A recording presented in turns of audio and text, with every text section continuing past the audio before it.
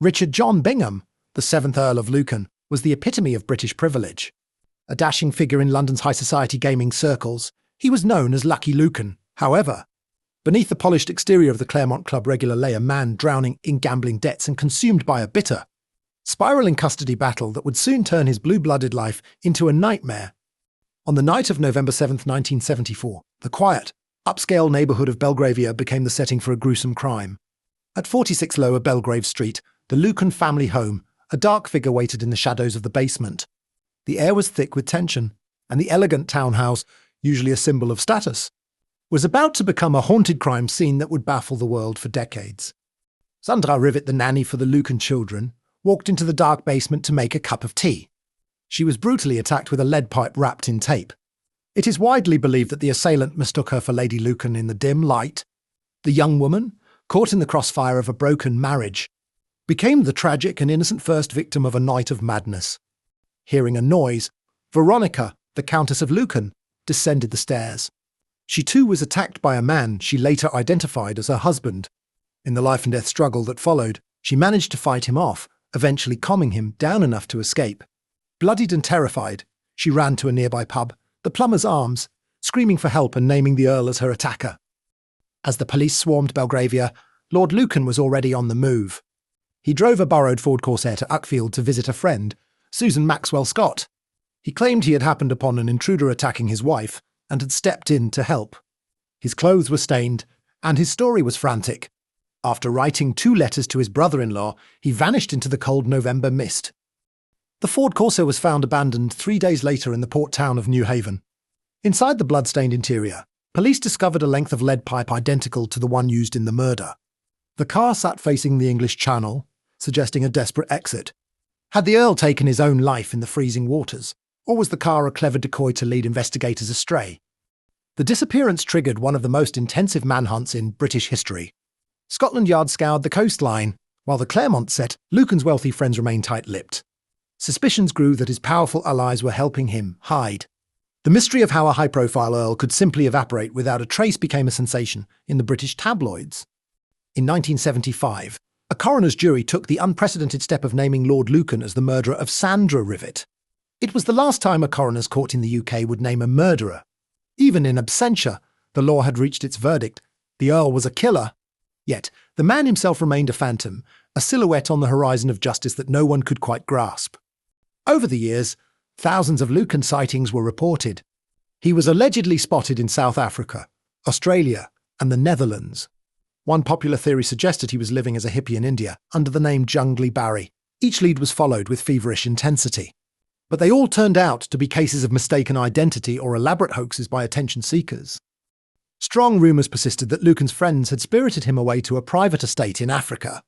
Some claimed he watched his children grow up from afar through photographs sent by his inner circle.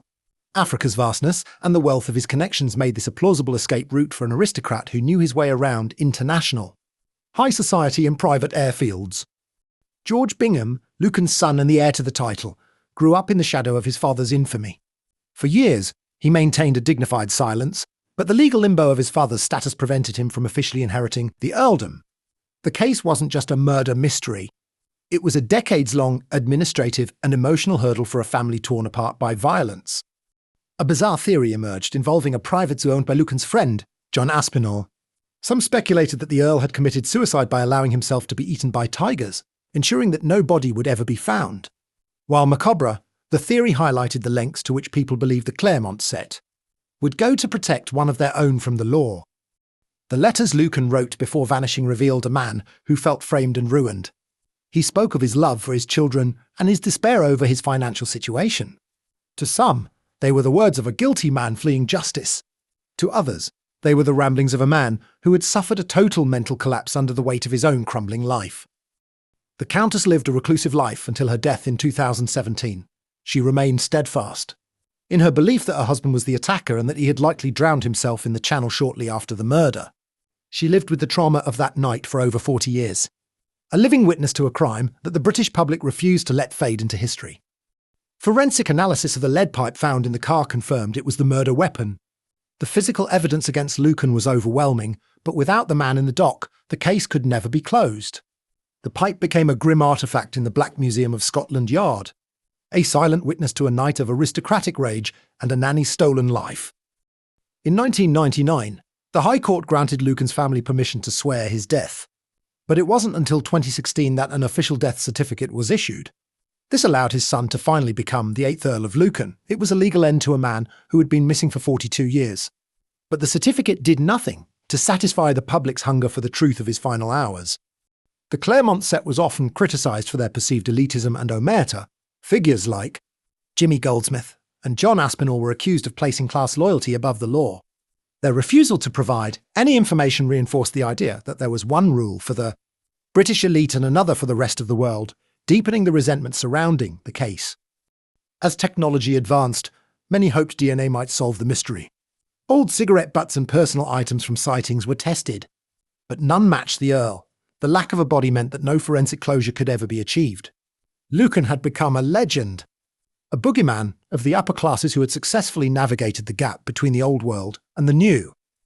Most modern investigators believe Lucan committed suicide, overwhelmed by the failure of his plan to kill his wife and the realization that he had murdered the nanny. He likely scuttled his boat or jumped into the sea. The cold, deep waters of the Channel are notoriously good at hiding secrets, and it is here that the Earl most likely found his final, watery escape. The disappearance of Lord Lucan remains the ultimate British mystery. It combines class, murder, gambling, and a vanishing act that rivaled Houdini. Whether he ended his life in the waves or lived out his days in a sun-drenched hideaway, Lucky Lucan left behind a void that history has been unable to fill, proving that some secrets are taken to the grave or the sea,